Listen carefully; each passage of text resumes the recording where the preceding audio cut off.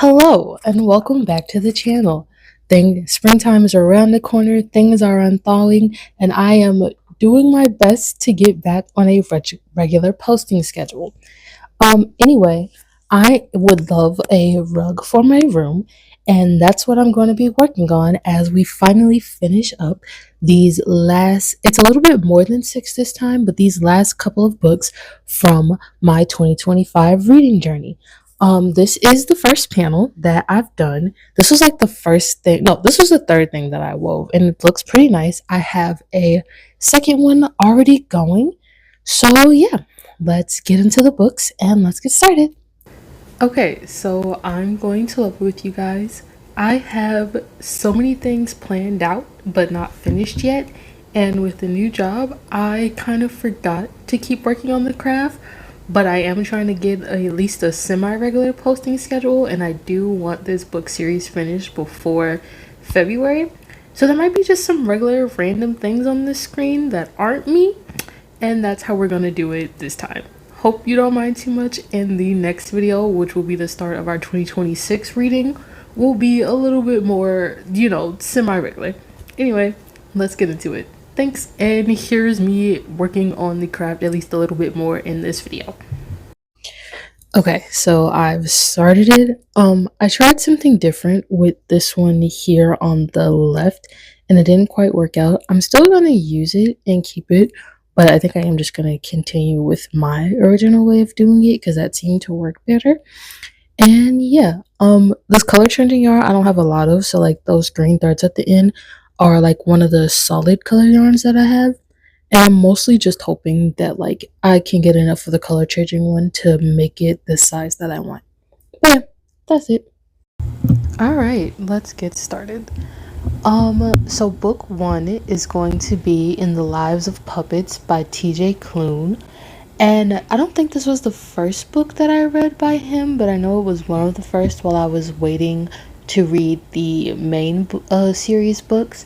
And I like this a lot. I do remember thinking that he was like really good at world building and really good at writing grief, but I don't know.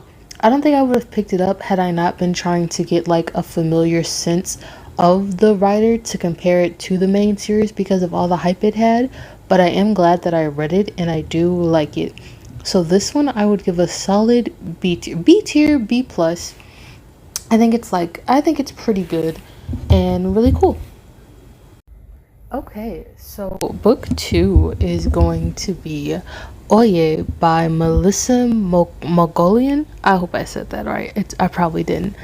So first of all, my favorite thing from this book is that it's a sassy older woman with her also sassy grandchild kid, and if I just love that dynamic. Older people with younger people in the friendship sense is just one of my favorite things to read and watch in media.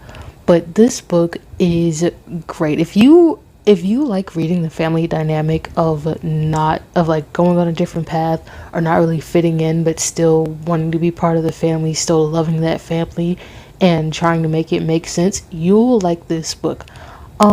It's really cute. It's actually told through the main character consistently calling her older sister who's left for college, and that was a perspective that I hadn't seen before. I think I'd give this book an A regardless. I do think that had we had a few more interactions with Mari than we did of just like seeing some of her reactions on the phone and hearing it through the main character's voice, I think I'd give it an A plus or an S tier, but I do still like this book quite a lot and I do recommend it. Okay, moving on to book three.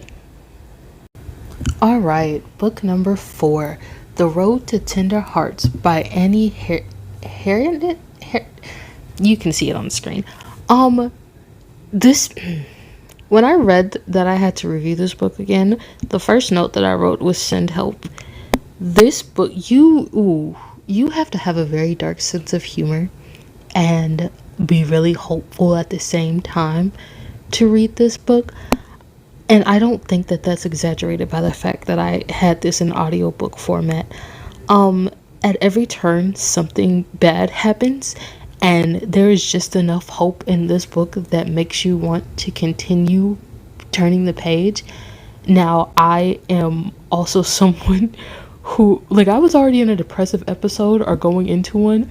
And so while reading does help me get out of this, reading this was kind of like a reminder of why mental health is important and why you should keep trying. But I also just really needed to put this down because no matter how good the ending was gonna be, this heartbreak and tragedy that was going through it just wasn't enough for me. Um, if I have to rank it at like personal feeling and opinion of it, C. Because why am I crying and I'm only a couple pages in? But if I had to rank it in like, how it's written and the way the story flows and be objective about it, solid B plus. Like it is a good story even if it's not for everyone. But oh my god, will you need a hug therapy and 3 shots after reading this? So, read with caution, I guess. Let's move on to book 5. All right, and book 5 is going to be Somewhere Beyond the Sea by TJ Klune. And it's right off the bat, I'm going to let you know that this is C tier. It was a decent enough book, and the introduction of new characters with a little bit of backstory was pretty cool. But honestly, you can probably go without it and still get the same vibe of it. It's it's not taking away anything and it's not really adding anything either, but it is nice to have a completed series. I am uncertain whether or not there will be a third book, but yeah. So C minus here. And yeah, that's all I really have to say about this one. On to book 6. Okay, book 6. We have read Seduction Theory by Emily Adrian. And I thought this one was pretty cool. It is a cheating story, but not in the way that you think it is, or at least sort of kind of. One person does actually physically cheat, while the other one emotionally cheats, and it's told from the perspective of the person that was used to emotionally cheat. It's kind of weird, but it's also really good and not something. The cover is really pretty, which is why I picked it up. And so it's not something that I would have picked up on my own if I wasn't like really focused on reading new genres and books last year. So I'd give this one, I don't know, I think I'd give this one a B tier, not for everybody.